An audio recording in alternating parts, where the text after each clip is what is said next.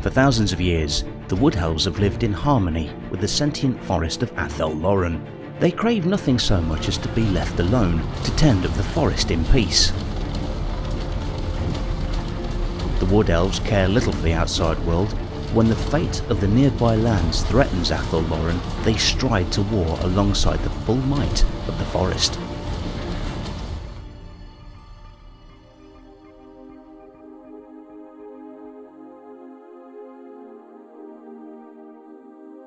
In the land of Bretonia, amongst the hidden glades of the forest of Athel Loren, survives the last kingdom of the Wood Elves in the world. They are the masters of the bow, and it is said that the elven marksman can hit the eye of a goblin in the dark. Ariel, the queen of the forest, and one of the most powerful wizards in the world, is the avatar of Ishar, the ancient elven goddess of nature.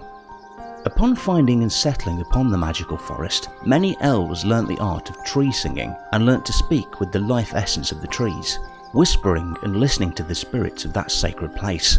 It was then that the elves, always respectful of all things natural, truly embraced Athel Loren as their home.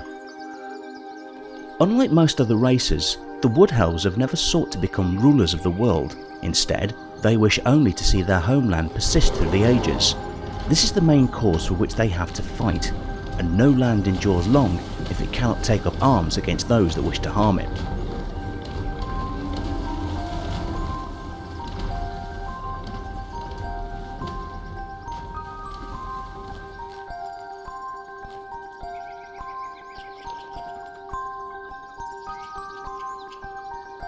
We will now venture deep into the forest, a place shrouded by mists and magic. Few men ever venture into the glades of Athel Loren, and fewer still return, but to understand the ways of the Wood Elves, this is the path we must take. Many men have died by unseen arrows when they have trespassed into the domain of the elves, even without knowing they have passed their invisible borders. Even if a trespasser does not lose his life to an elven arrow or spear, he might travel for 50 years amongst the glades, lost, wandering in circles and never realising the amount of time that has passed before him, for time is never changing in this magical land and flows in a way not understandable by outsiders. Some men that have managed to emerge from the forest are found on the outer bounds, their bodies broken and strung on the branches of the trees as warnings to trespassers. Wood Elf scouts constantly patrol the edges, warning of danger long before it nears. With the forest's span, enormous trees loom overhead, their branches moving slowly. Every step is dogged by a sense of watchfulness that permeates every leafy glade and winding track. The verdant labyrinth of the forest can unsettle even the most courageous soul. Dark forms move swiftly through the twisting branches and dense undergrowth. Tiny darting shapes flit between the trees.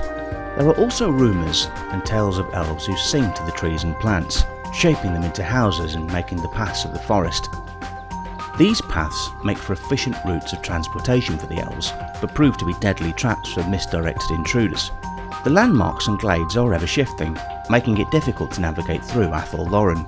What is a clear and open space by day may be heavily wooded by the same night, and pathways often change directions or turn back on themselves for apparently no reason.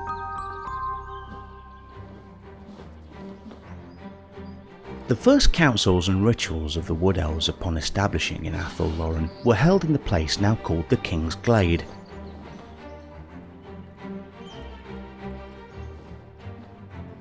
Although vast, this city is virtually invisible to the untrained eye.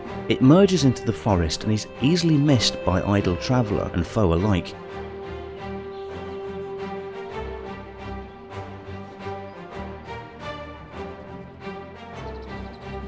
At the heart of Athel Loren lies the ancient Oak of Ages.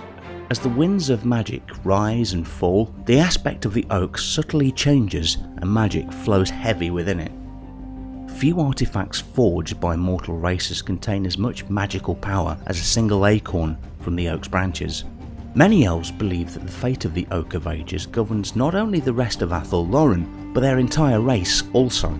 For this reason, no matter how terrible the times become, or how dire the peril facing them, the Wood Elves will never allow invaders to despoil the sacred Oak of Ages.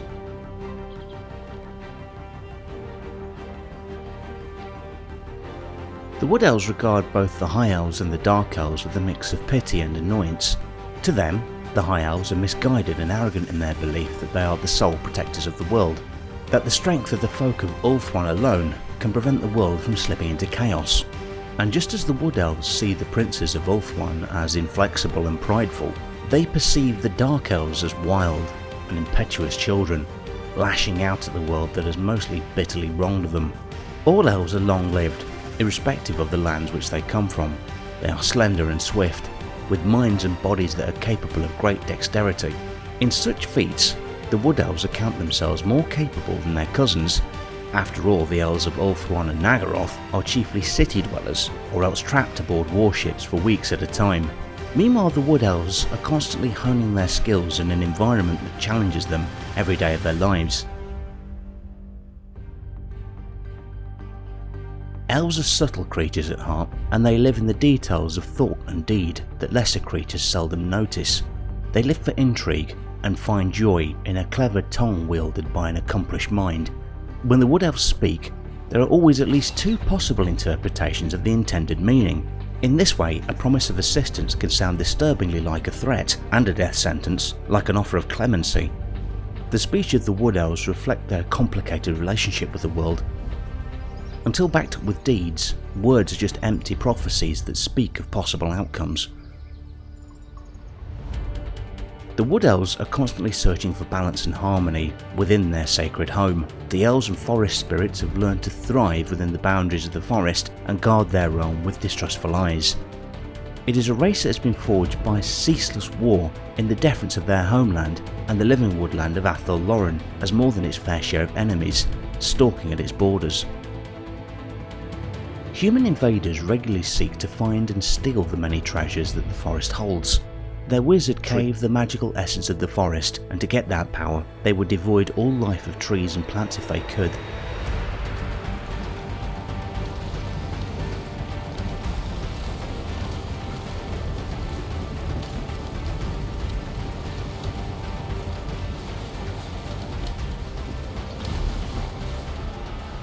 The dwarves see the forest as a resource to be harvested and to put to work as fuel in their monstrous furnaces.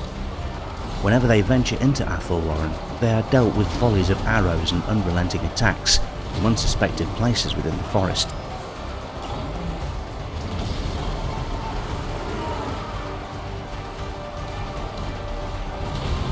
A Wood Elf trains to identify every chink in his opponent's armour, to exploit every weakness possible, and to strike with blinding speed before the enemy has time to react.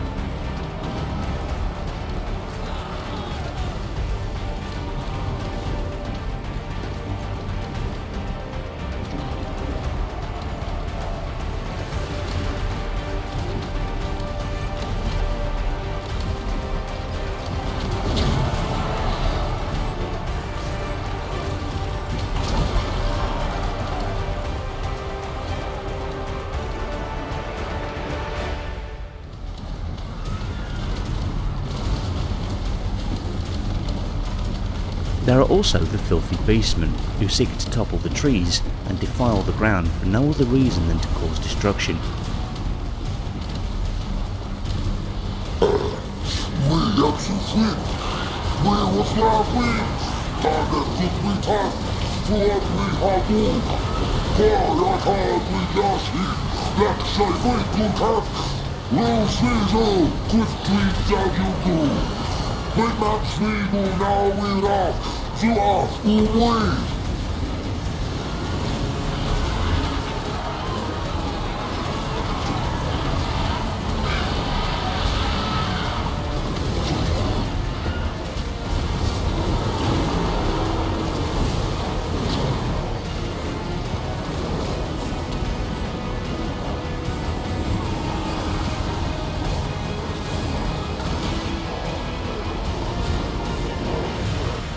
They are a constant threat to the Wood Elves' way of living, and both races have clashed on countless battles.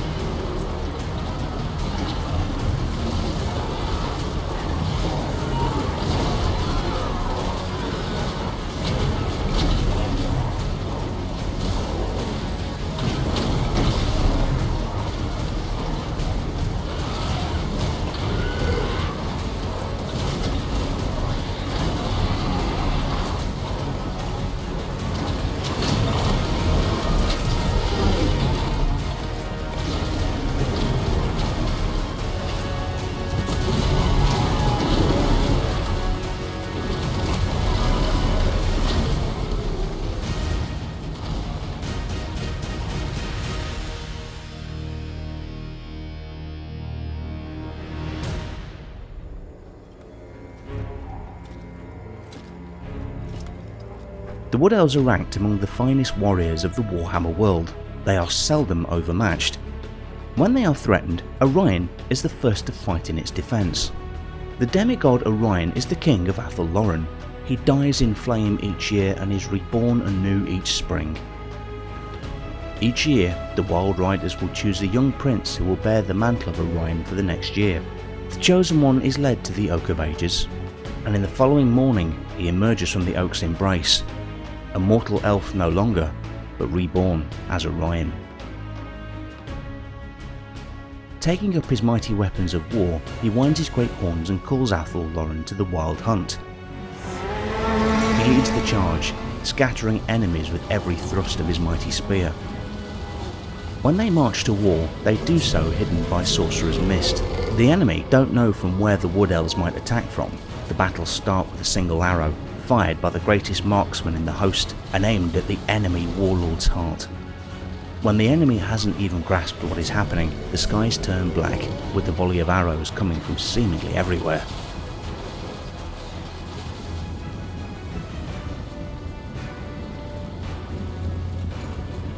Only then do the hunting horns sound, and the bulk of the Wood Elves' army enter the fray. These beasts call themselves hunters. Ha! Do they not know they face Orion, master of the wild hunt? Fall upon them as the howling winds fall upon the winter leaves. Show them that nothing can stand before the fury of the storm!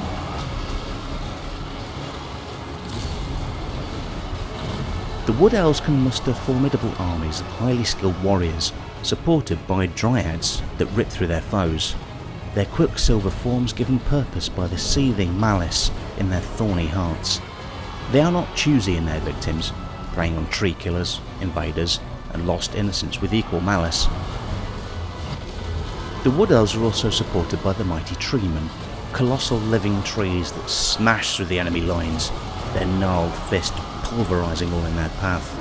They are implacable, fearing neither pain or death, for their bodies no longer have the ability to feel sensation. At the heart of every treeman resides the soul of a dead elf, but only the strongest and most driven gain the honour of becoming such a creature. One of the oldest of treemen is Darthu, even more elder than Ariel, and in days long gone, he was ever a benevolent being. But with the passing of time, he has seen untold acres of trees felled for kindling, or from simple spite. He has watched his fellow elders fall, one by one, some slain by their own foes, but most destroyed by the enemies of the elves. Now Darthu's benevolence is gone, replaced by an abiding madness.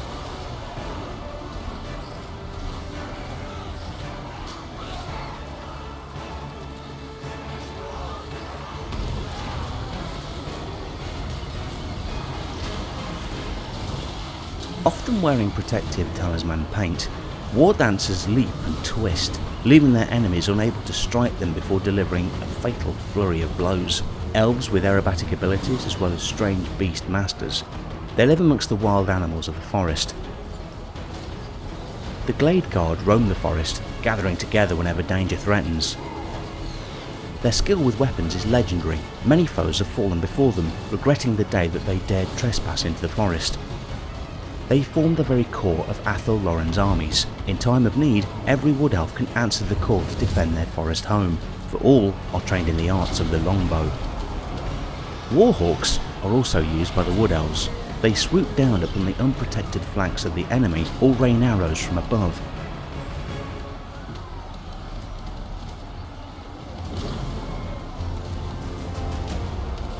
As much as the Wood Elves have no interest in the affairs of other nations and races, they are aware of the fate of Athel Loren, and their survival as a race is tied to that of other lands. As the Wood Elves seek to survive the darkest season of Athel Loren, they guide the forest realm against invaders who seek to destroy their woodland home.